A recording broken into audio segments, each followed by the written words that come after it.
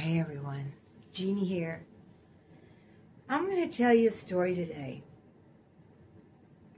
It's a story of saying yes.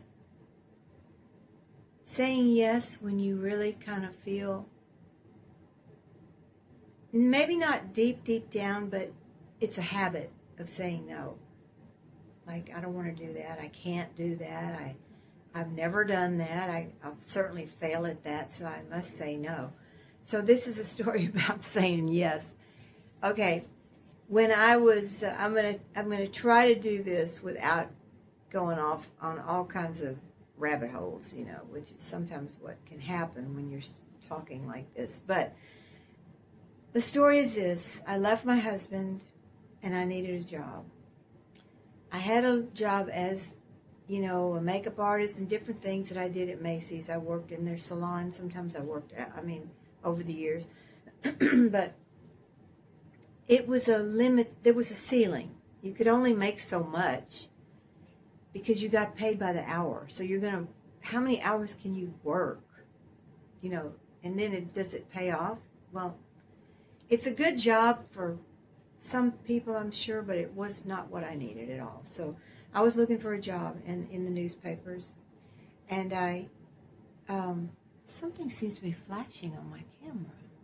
Or, anyway, we'll get through that. But, so I said, I need to sell big ticket items. I need to sell cars. And like my mom said, if you're going to sell something or do something, go to the best. So I thought, well, I'll go to a nice car lot of Cadillacs or something like that, right? Okay, so I was looking and nothing seemed to be panning out. There just wasn't one there. So I looked along, in the newspaper. Back then we didn't have internet. We were looking at the newspaper. And so I happened to notice out of the corner of my eye this job that said, Avis Rent-A-Car sales lot needs a salesperson. I thought, oh, that's not my style. I want something fancy dancy, I don't want to be on Avis to me and all that was just not, I didn't know anything about it. It just was like nothing that was it wasn't meeting anything in my consciousness. A Cadillac dealership would have somehow, So anyway, but nothing else was appearing. And that little ad was in there again the next day and the next day, and it kept flashing at me. Now, when I would look at it, it wasn't flashing, but when I was over here, it was flashing like, you got to do this, girl. So I said, okay, I'm going to go and I'm going to check it out. So I took my car over there, which I really needed a new car bad. That car I was having to put water in the radiator, and I didn't have enough money to get it even looked at or fixed. So I just needed work fast. And I had 4 children, okay, when I left my husband. So, actually I had 3. I'm sorry. I'm going to keep this accurate. One of them had already left home. She was already 18. Okay, so I'm just getting comfortable in here. So I parked in the back because I was ashamed, embarrassed. I didn't have any confidence. I was worried I wasn't going to get the job. What would they think of me? But I knew I looked good because I had on a great dress that I loved, and I thought I looked good in it. And so I went in confident that I was I could be charming. I'll put it that way. I felt that I had something to offer. Not a lot of knowledge about selling cars or anything, maybe like zilch, but I could connect with people, I could work with people. I'd been in sales a long time at Macy's, and so I felt like I was, I could interact with people. So I was hired, and the interesting thing was, they told me, you can pick out a car because now that you're hired, you can have a car to drive. I'm like, oh my God. I am being blessed and this is awesome. This is exactly what I needed, and here I am. Okay, so this is the thing too, when the universe creates your experience because you're moving with it, I didn't say no to Avis. I said okay. And so I loved everybody, and everybody loved me.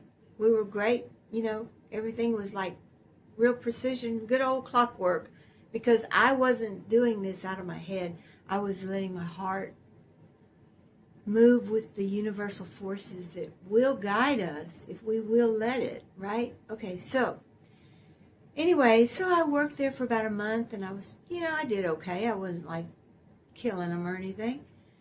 And the big boss from New Orleans, this was in Baton Rouge, they're about an hour something apart, he came in and he was hanging around the office, and he said, I'm going to take you up to New Orleans today because we need to finish up some paperwork and get you situated, get you a uniform, because they wore uniforms. I hadn't received one yet. And so I said, okay, and I was completely comfortable doing anything. I was, you know, already in, and I was ready to go, and I said, sure. So we drove up there, very nice chit-chat, pleasantries along the way. And we arrived at the big regional Avis office, and I went in, and I was sitting there waiting to I did a little paperwork, and the secretary was very nice to me. I didn't meet anybody but her for about an hour. So I was sitting out there, and I would talk to her and everything. I said, well, when do you think I'm going to get this uniform? Because I was interested in looking cute, you know, and also it was very nice. It would be nice to have a job where I did not have to think about wearing clothes all the time, because I was thinking about all the children's clothes all the time, and I didn't have a lot of money to buy a lot of clothes, so that suited me great, you know. So she said, well, let's just hold off on that uniform for a little bit. And I said, okay. So I filled out more paperwork. Well, I waited and waited, and finally I had interviewed with the city manager who was over all of those states. Okay, the 5 states that I was also going to be responsible for. I didn't know that yet. So the manager, though, that originally hired me was in his office, and he called me in, and I went in, and he said, we really didn't want to, you know, start you off in that direction because we have something else we'd like to offer you. So we didn't get any kind of uniforms or anything like that. And I said, what is it? And he said, well, we want you to be a special events manager for us for 5 states. And I was like, now this was someone who just barely got into the workforce. I raised my kids and did not work, because after I had my second child, I stopped hairdressing. I did I did sell those little, you know, my cosmetics and stuff in Macy's, and I did very, very well, makeup artist. And then I also worked behind the counter. Sometimes it was like a contract thing where you go from store to store, and I did well. So I considered myself a salesperson, or I never would have gone to check that job out anyway. So anyway, what he offered me was so scary, but it was so fabulous. So there was all this lack of self-confidence. Oh my God, I can't do this. That's impossible. How could they expect me? I could never learn that. All of that was in here, right? But somehow there was something here that was saying, just say yes. We're going to work all that out later. And so I said, he'd say, can you travel? And I'm thinking about all the kids at home. I had turned down offers for travel before because of my children. I said, yes.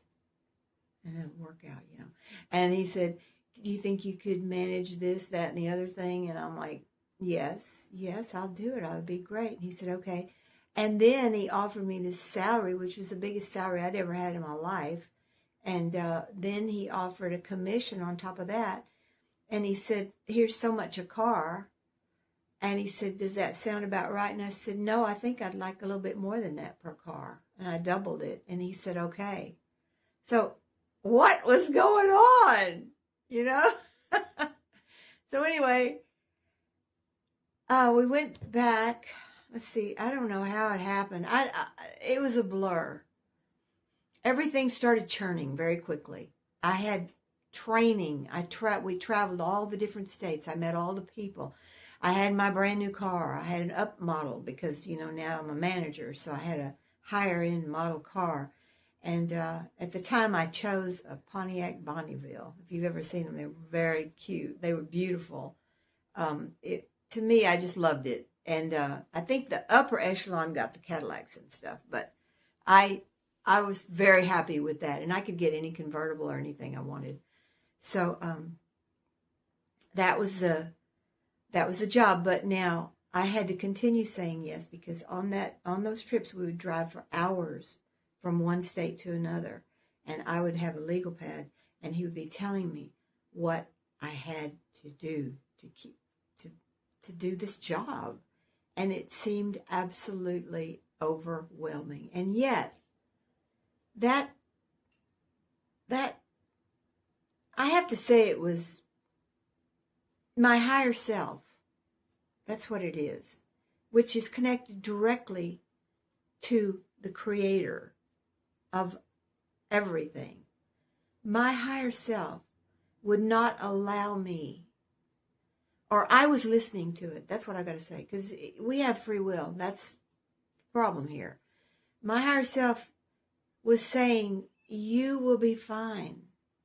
You're going to do this. I never thought about not doing it. I might have. And when the pressures got really great, I know when I would be driving through some of those southern areas in Louisiana, I'd see a little old man fishing on the bayou from a bridge or something, and I'd be like, wow, that looks so peaceful. I'd rather be doing that than what I'm doing. Because this job was like throwing a wedding every single weekend. Have you ever thrown a wedding? Have you ever had one dinner party? I mean, come on. It was huge. You have one dinner party, there's a lot to think about. You don't want people sitting at the table going, where's the salt? Where's the pepper? You want everything perfect, right? So that nobody has to get up. Nobody's looking for a fork. Nobody is looking for a napkin. Everything is there for them to totally enjoy the evening, and conversation can flow with no interruptions. It's very important. Well, this job was like that. I had to get the DMV of every state. Now, if I hadn't, all right, here's what I had to do. I'd rent a big fairground or something like that, and I would have to call my 5 states and get their matured cars. A matured car was 16,000 miles. Okay, so I would get from Raleigh, I would get this many. From Baton Rouge, I'd get this many. From different cities, I would say, not states and cities. I would just, whoever had I would have a list of who had cars, and I would get them. I'd arrange them to come. And they would hire people to drive them to this area. So from all over these 5 states came all these cars, which I usually ended up with about 100. And then I would get all the keys, and they would help me. They would line them up real nice. They had done this before. They would line them all up real nice. Now, who was going to buy these cars? Before any of this ever happened, I had to get my dress clothes on and call on banks and credit unions and spoke to the CEOs and the presidents of these companies and sell them this sale first before I could do it. So that was a pressure in itself, because they could go with Hertz, they could go with what's the other one? I don't know, whatever they are. But so we had this competition going, all the rental car agencies. But I would somehow sell them to go with us. And part of it was me just being honest and saying, I haven't done this before, but we're going to do it. I'm going to make it perfect for you. I'm going to treat your customers great. And I've got some beautiful cars, and they would do it. So when they would say yes, I would start an advertising campaign. And I had to have not just one bank and credit union, but about 10. So I had all these 10 advertising campaigns going on for 10 credit unions or banks. And then all of those customers could come to this sale. I had already rented a spot. I mean, after all that, got the go ahead. I would rent the spot, and then I would have all these people bring all these cars. So at the day of the sale, let's say the day before the sale, the cars had arrived, and I was there waiting. They would arrive either that day or the day before. They would help me get them all on the lot the way we wanted them. And then I would take all the keys. I remember keeping all those keys on a coat hanger thinking, oh my Lord, you know. And I had to have DMV out there for the sale. I had to have DMV there so that they could transfer everything, titles and all that, which I didn't know anything about, but I knew they knew. So they set their table up. And they knew I didn't know anything. All I was just, I was accommodating all these people. So, but anyway, so the night before, the cars were set, everything was set, the DMV was coming in the morning, all the people had been advertised for weeks and weeks and weeks. I was gonna have the sale. They were I either had a rope or a fence. And so what I would do is I would spend the night in the hotel, you know, the night before, all by myself. Well, I'd have a few helpers there. We were a team. And, but in the morning I would get up and get everything ready. And then I would approach that gate, and there would be 75 or 100 people there already, right? And we hadn't even opened. And I would walk up to that gate, and the energy was just building like this was some exciting big deal, you know. And I used to think, why do we get so excited about this? But it's their energy and my energy would ignite a situation right there.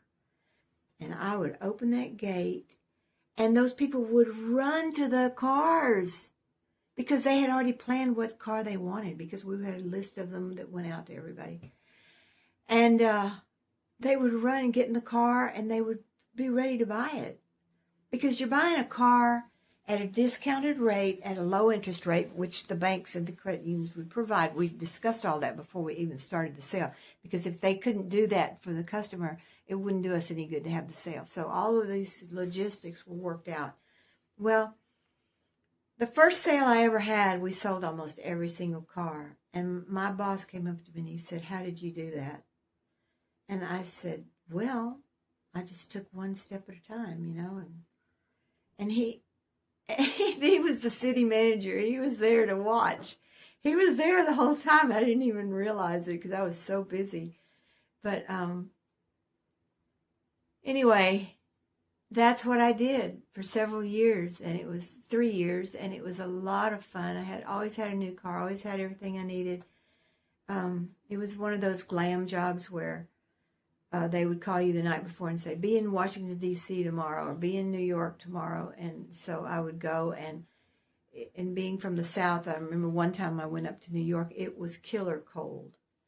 And I told him, I said, "I didn't even bring a coat. I had no idea. I came so fast." And he said, and I had a credit card that they gave me for all my expenses and everything. And he said, "Just take the card and go buy a coat and just turn it in. Don't worry about it." So that's the kind of job it was. And I had a whole month off at Christmas.